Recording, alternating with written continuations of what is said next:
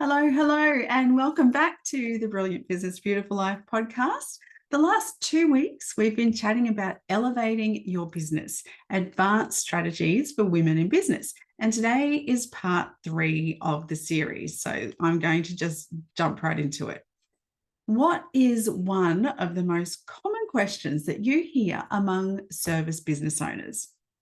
I think it would be, how do I get more sales, right?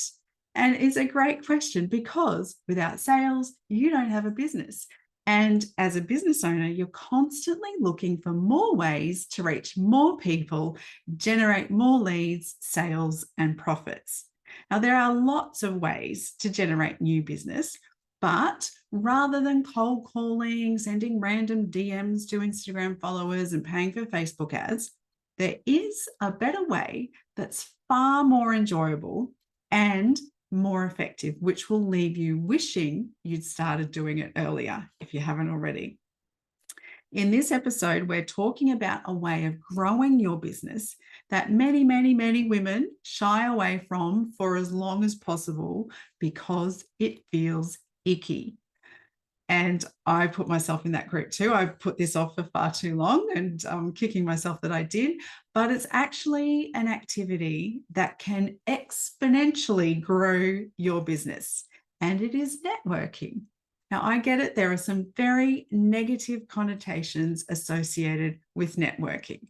And when most people hear the word, they think of multi-level networking or old white men in a stuffy room or being trapped in a pushy, salesy, incredibly uncomfortable environment, especially if you're a little introverted. But networking has changed, and it is one of the most powerful, effective, and rewarding ways, and even fun ways, that you can grow your business. Modern networking, particularly when it's done inside women's business networking groups, has changed for the better, and it truly is a wonderful opportunity to grow your business and get more support from like-minded women along the way. So let's talk about how you can approach networking with calm and authenticity and get comfortable, really comfortable, putting yourself out there and why you should do it. So what is the essence of networking? Porter Gale says your network is your net worth. You've probably heard that saying before, and it really hits the nail on the head, especially for us as women in business. Networking is all about who you know and the support squad you build around you. Modern networking, it's just getting a group of awesome women entrepreneurs together who are all at different stages of their business and building your personal business tribe. And it's where you can pick up gems of wisdom from those women who've already been there and done that. And it's also a wonderful opportunity for you to pay it forward and help out other women who are just starting out too. In business, it can sometimes feel like you're all alone.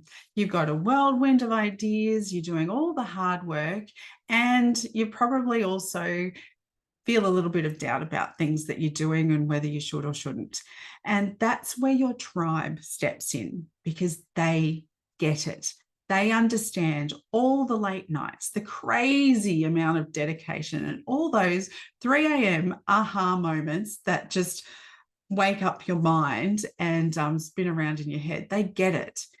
And building this tribe, it's like having friends who not only get your struggles, but they cheer you on, they share their tips, and sometimes they're just there to listen when you need it without any judgment. And having this kind of support network is gold. They are your go-to for advice, a good laugh, and just a reality check when you need it. And that sounds so much better than the old preconceptions around networking, doesn't it? Networking really grows your business, which is the goal, but it's more than that. Networking is growing with people who share your vibe and your vision, and it adds value, not just to your business, but to your life. If you're new here, hello, I'm Samantha Bell. I'm the founder and creative director of 16th Ave Creative Studio, which is a one-stop solution for women and entrepreneurs around the world to start and grow their service businesses through Squarespace website design, copywriting, brand design, and email marketing services. I'm also the host of this podcast and course creator of Startup Success. And I talk about all things entrepreneurship, building an online service business, and creating a life you adore. So hello and welcome. It's wonderful to have you here. And it would be fabulous if you like and subscribe to the podcast so that you never miss an episode. Plus, it also helps me to be able to keep creating more great content and help even more women grow their own amazing businesses too. So let's jump back into networking. Is it worth the time? Is it just worth it? If you're anything like me, when running your business, you spend a whole lot of time planning and implementing marketing strategies to increase your reach, to build your audience, and to bring in more business. Because after all, without a strong marketing process, you miss out on new leads, which means you don't even have the opportunity for all those important sales conversations or being able to make offers to potential new clients. It basically means your business doesn't grow and you don't make any money. When I started my business, the last thing that I wanted to do or had even considered doing was networking. I'm an introvert. I hate big crowds. I don't enjoy small talk, and I really prefer spending time with a few close friends or loved ones in a more intimate environment. That's what lights me up, and that's where I shine. And that means for me, networking is my absolute nightmare.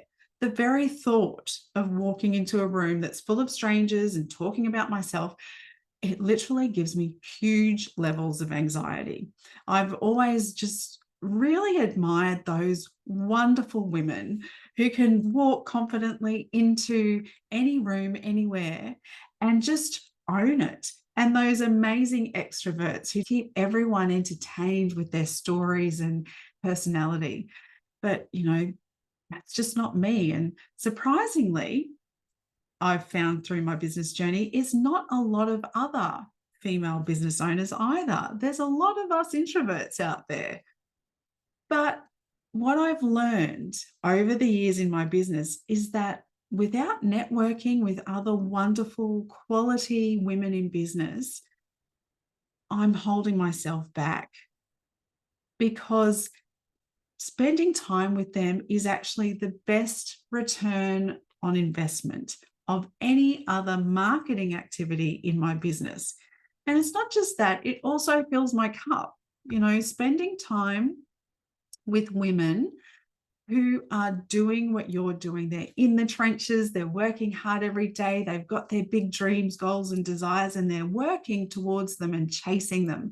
They know what you're going through. It's great to be surrounded by those people, because usually all the people in your family or in your friends group or your normal life, the large proportion of them don't have their own businesses. They go to work and they get a paycheck at the end of the day. So they don't understand why you do it.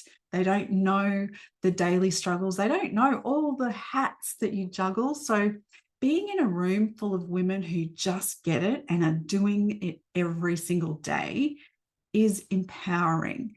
And it's a safe place where you can really support each other and nut things out together and create a whole other level of friendships that can take you through the tough times. And thankfully, the groups that I'm a part of, they're nothing like those sleazy, salesy environments that you imagine networking groups to be. And I really thoroughly enjoy my time in them.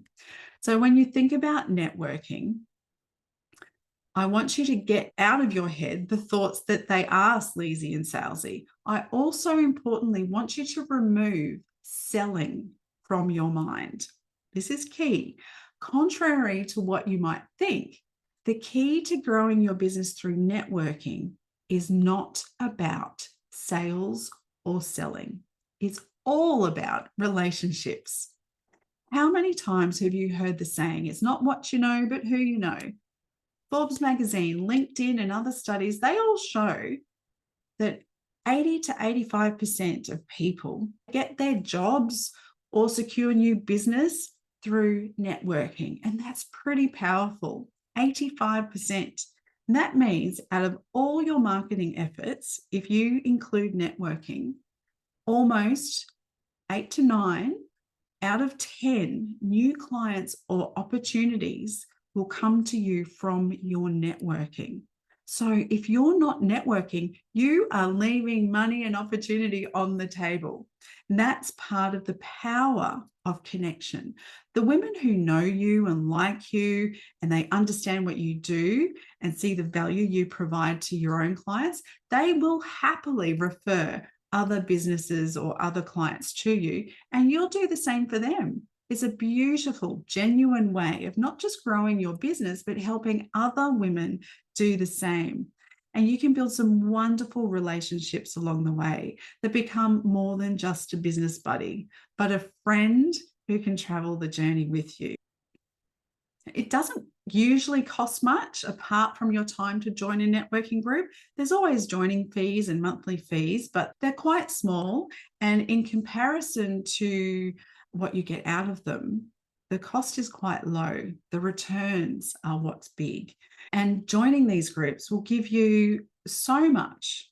It will increase your brand awareness. It'll give you opportunities to collaborate with other women, get referrals for your business, build your email list, discuss challenges and problems, celebrate all those wins, the little ones, the big ones, and the ones in between. You can use it as a forum to practice your pitches, to learn from people who are far more experienced than you.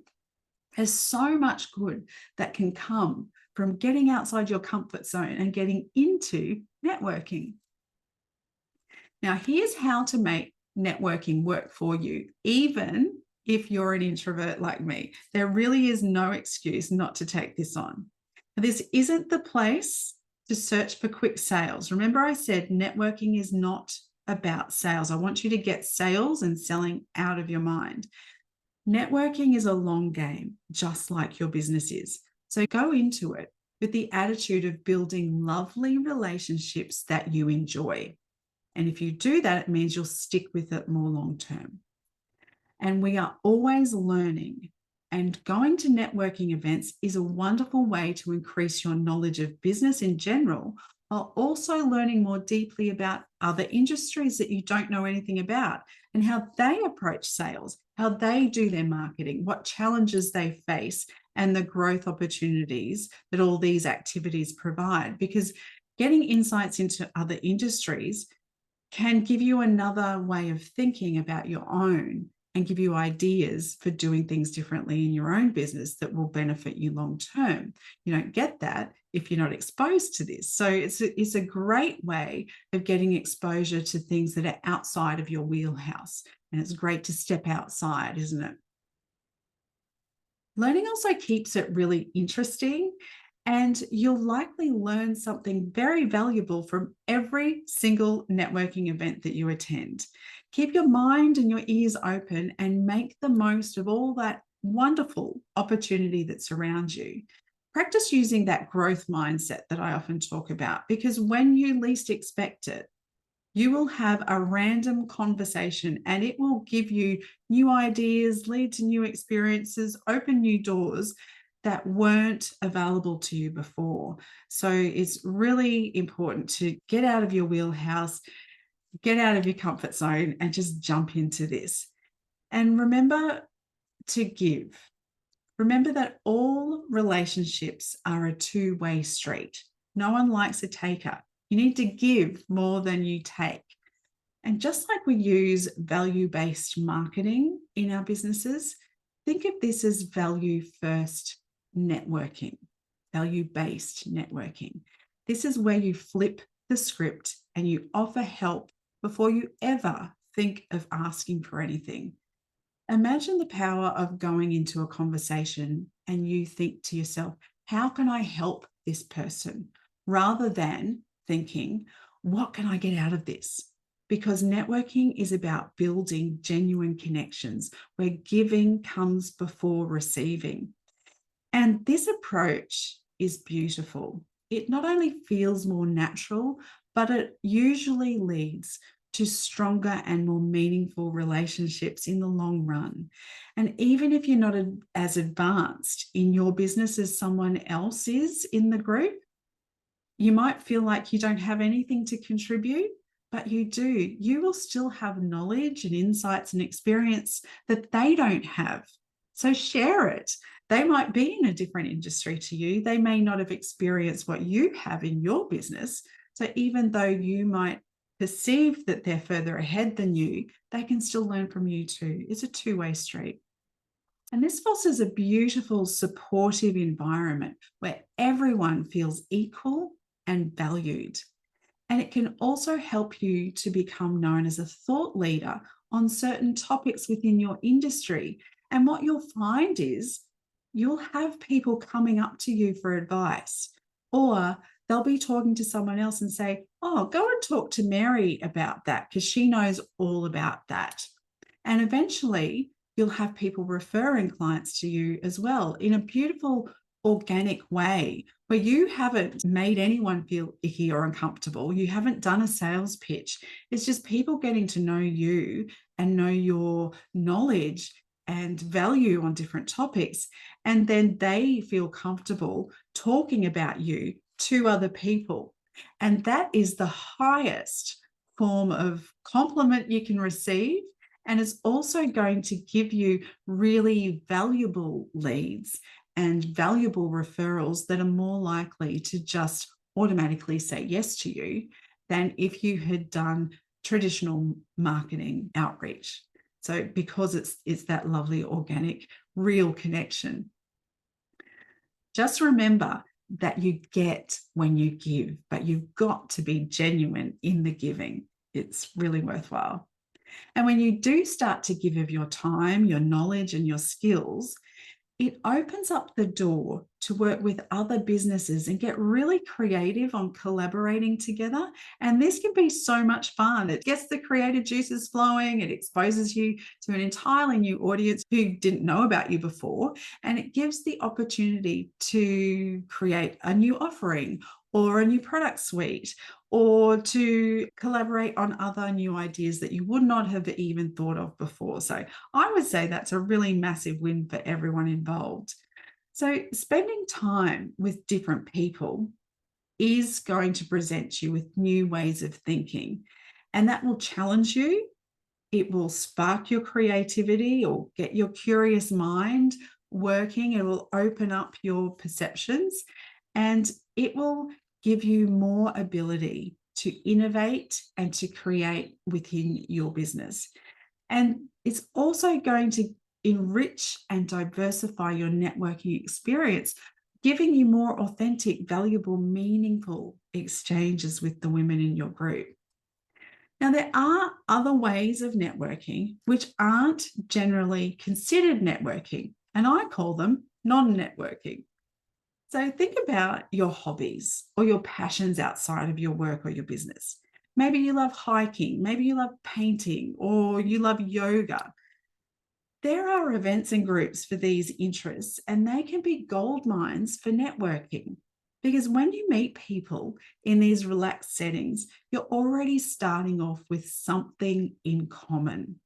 You're not walking into a room thinking, oh my goodness, what am I going to talk about? Because you've already got that commonality. So the conversations will flow more easily and the connection is more authentic because it's not forced and it's not purely business focused. You're not trying to think, oh, I hope I'm not being too salesy, or I hope I'm keeping sales out of the conversation. How do I get people to know me? You can just talk naturally and the conversation will flow. And here's the thing about non-networking. It doesn't feel like networking. It feels like you're making friends. And isn't that what the best business relationships often are? They become friendships founded on mutual interests and respect. And these kind of connections can be far more powerful than any other connection you'll make in your business. Another great strategy for networking is online networking, going into different online communities like social media groups and forums and online workshops that are related to your interests, like the yoga or the hiking or the industry that your business is in. And they can be fantastic places to network. And engaging in these online spaces, it opens up the world even more. You can connect with people from every part of the globe, people you would never normally have the chance to meet otherwise. And because these interactions, they often start with discussions or sharing knowledge, or someone's asked a question that you know the answer to, or they're just that interest base. They lay a really great foundation for building a professional relationship too. Another thing to think about in your networking is local community events. It's so good to get involved in your community, to do things with and for the people who live around you, and to do business with businesses in your local community. Community is powerful. So getting involved in your community projects or attending local meetups, it can be unexpectedly rewarding. You're not just building your network, it's because you're contributing to your community that makes it feel good on so many levels. Plus, you never know who you might meet. You could meet your next big client. You could meet your future business partner. They could be right there in your own neighborhood. Now, we've talked about all the warm and fuzzy elements of modern networking. So I'm going to balance that out with what often makes people feel icky: the follow-up. When you meet someone at an event, or you connect on LinkedIn, or you've had a great chat about your business or about your hobbies, what comes next? This is where the magic happens. It happens in that icky follow-up. So it's about making the follow-up not icky. It's not just about sending a nice note or a text saying, "Oh, nice to meet you," because that's really boring and doesn't lead into the connection that you've just made. Think about the connection you've made. What was it about that person that you really connected with? What about your conversation lit you up, or got you curious, or made you think about a different possibility or opportunity that you hadn't thought of before? What about that person was amazing? So think about that and weave that into your follow-up. It's about nurturing that initial connection and growing it into a meaningful relationship. Think of it like planting a seed. You've got to water it to help it grow. And the first step in following up is your timing. You don't want to wait weeks and let that initial spark fade out, and then they'll think, "Oh, who is this person that's just saying, 'Oh, nice to meet you'? Oh, I don't even remember them." Because quite often people meet so many people, particularly at these events, that if you don't get in touch with them or work on that connection straight away, you're lost from their mind. You might have been thinking about them. "Oh, yes, I've got to get back in touch. What do I say? What do I do?" And in doing so, you've actually broken that connection. So after you've first met, make it a point of reaching out to them within the first day or two after meeting them. And this shows that you're interested and you're proactive, but you're not pushy. It's not like you've got in the car and sent them a text straight away and, "Oh, here's my business card and my website." It's not about that. Your message should be personal. Continue that beautiful connection you've just had and build on that. So talk about something that lit you up in the conversation. Remind them of that. Talk about how you'd love to chat further about that, or if they're local to you, how you can possibly meet up in person again, or are they going to the next networking event? Things like that. Keep it real. That's basically all you need to do. Keep it real. Think of it as like building a friendship. Now, how you follow up it can vary. If it's purely a professional connection, you can send them a LinkedIn message or an email.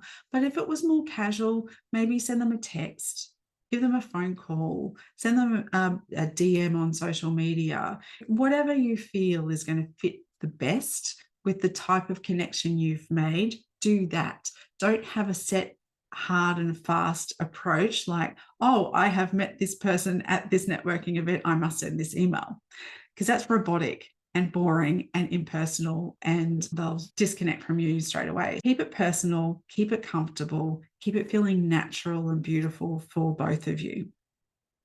Now, I want to talk more about the content of your follow-up.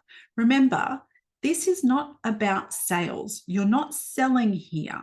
You're trying to build a relationship, and you want to keep sales out of it.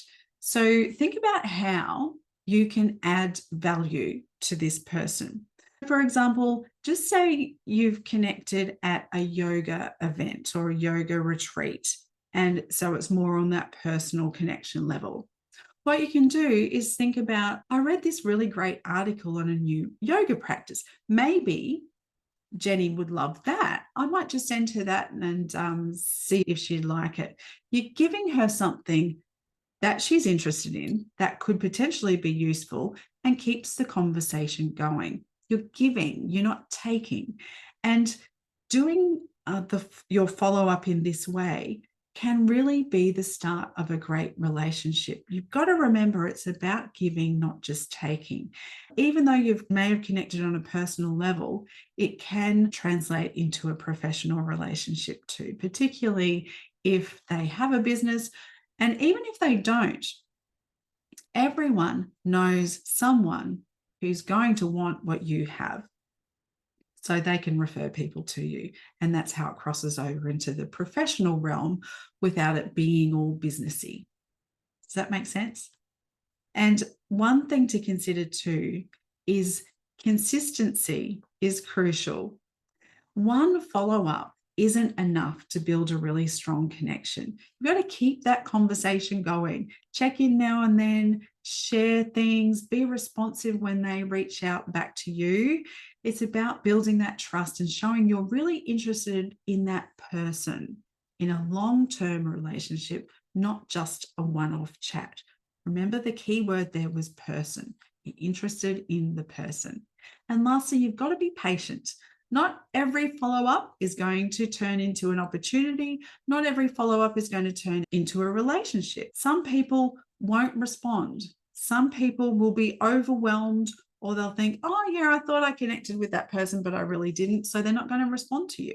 And that's okay, because you're approaching this as building a relationship. You're coming from a kind, genuine, supportive, heartfelt way. So you're looking at cultivating a relationship. And if they don't want that, that's their prerogative, isn't it? And you've got to be okay with that. So be patient, follow up. If it works out, fantastic. If it doesn't, that's okay. There will be other people and other relationships. The follow-up is where it all begins. So just take the time, do it right, and you'll really start to watch your network of businesswomen around you blossom and grow. Now, when we're talking about networking, it's pretty impossible not to touch on personal branding, because they go hand in hand like your morning coffee and sunshine. Your personal brand is essentially your story, and it's how you present yourself to the world, offline, online, and in person. So let's chat about how your personal brand is super, super, super important when you're out there networking, because it's like your business's personality. It is what makes you, you. Think about this. Have you ever been to someone's website or their social media, and then you've met them in person and you've thought, oh, is that even the same person? If you have that feeling, it's because that person is not being themselves in one of those areas. They're either not being themselves in their business, in the online realm, or they're not being themselves in person. And that's a really key thing to think about. Think about how you present yourself online and how you present yourself in person. Are they the same? Do they match? Do they make sense? Is someone going to meet you in person and say, oh, yeah, I saw you on your social media and it's so nice to meet you in person, and really connect with you because you're the same person? Or are they going to say, oh, you look totally different. Oh, I didn't connect the dots. You don't want that to happen. You need to be real. So every conversation you have, every email you send, every social media post you do needs to be authentic. And it's really a chance to show you and what is unique about you and your business. And it's not just about what you do, but how you do it and also your why. And consistency is your best friend here. Whether it is your social media, your networking event, or sending those emails, keep your messaging, keep your style, keep everything consistent, because it helps people to remember who you are. It's like leaving little breadcrumbs that are going to lead them right back to you and eventually right back to your business. And being real is what counts. Your personal brand should totally reflect the real you, because people can spot a fake a mile away. And let's be honest, being yourself is way easier than trying to be someone else. So when you're genuine, you build trust, and trust is everything in business. Now, I'll make the distinction here between being shy and being introverted and being real. Quite often for introverts or people who are shy, they'll walk into a room and they don't feel themselves. So initially they're not presenting as themselves. That doesn't mean they're being disingenuous. It just means they're finding their way to feel comfortable in that space. And it can take them some time. So if you do meet someone who is different from their socials or their website or their emails or how you have perceived them, if you've seen them beforehand, give them a chance. Give them some space, make them feel welcome, make them feel comfortable. And then you are more likely to see the real them. Because remember, it is a two-way street. You've got to give. You've got to be supportive of the other person. Put yourself in their shoes. Remember what it felt like for you to walk into a room where you didn't know anyone for the very first time, and how awkward and uncomfortable and unlike you most likely felt. Just remember that when you're meeting someone, because they are most likely feeling that themselves. And by coming at it from this perspective, you are adding on to that beautiful, supportive environment that you want to be in. You want to create that environment for the other people around you too. Another thing to being real, being true, being yourself is storytelling. Tell your story. People love stories. They actually do want to know about you. They want to know your journey, your ups and downs, and the dreams that drive you. Stories are what stick in people's minds way more than facts. So sharing your story, it's really like you're inviting people into your world, and they like that. And that isn't an easy way to connect with people, because you're not selling anything. You're just inviting them into your world and you're sharing. So when you share, that's where you're opening doors. Now, this isn't selling, but you need to have an elevator pitch. Don't think of your elevator pitch as a sales tool, which it is, but you need to have an elevator pitch. And if you don't, create one. And all it is a really quick, catchy summary of who you are and what your business is all about. Make it snappy, make it shine. Most importantly, make it about you. Make it you, authentic to you. Because what you can do is use this elevator pitch as your icebreaker. You walk into that room you've never been into before with people you've never seen before. You don't know what to say. This gives you the words to say. It can take some stress away from you. It can make it a little bit easier. So do that. Create your elevator pitch and practice it so that when it comes out of your mouth, it feels like you talking to a friend. It feels natural. It's not forced. You're not thinking, oh, what were those words I was meant to say? Because it's just flowing. needs to flow, it needs to be real, and it needs to be comfortable. You have to be comfortable saying it. So practice it, get in front of the mirror and say it to yourself over and over and over. You'll need to read it at first, most likely. So do that. Just keep practicing it, get it so that it's on the tip of your tongue and you can just spit that out wherever, whenever you are. And a good rule of thumb is to think about it like, is this going to make sense to someone who knows nothing about me, nothing about what I do, nothing about business? If I say this to someone at a cocktail party, will this make sense? And can we connect over it? That's a really good test, a really good rule of thumb for creating your elevator pitch. And lastly, give it time.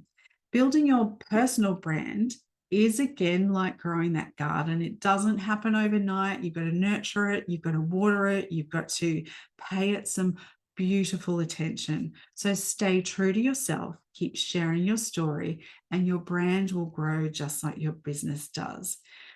So to wrap it up, your personal brand is a huge part of networking. Be consistent, be real, share your story, have a killer elevator pitch, be helpful, and give it time. And trust me, it'll make your networking not just more successful, but a whole lot more fun and easy too. As we finish up this episode, I want to encourage every single woman listening, especially the shy and the introverted among us. I want to encourage and, in fact, challenge you to embrace the world of networking. Modern female networking is a far cry from the old rigid perceptions that you may have. It is about authentic connections, shared experiences, and mutual support and respect. It's networking that doesn't just grow your business, it's networking that enriches your life. Now, I really hope this episode has opened your eyes to the enjoyable and rewarding side of networking. Remember, it's about finding what works for you and making genuine connections that resonate with you personally and professionally. So go ahead, step out of your comfort zone, discover the incredible opportunities that await you in the world of networking because you've got this. Now, you won't want to miss next week on the podcast. It's part 4 of our series about elevating your business, advanced strategies for women in business. And it's all about innovating and adapting so that you can stay ahead even when the world changes around you. So stay brilliant, stay beautiful, and I will see you next week. Thanks for being here.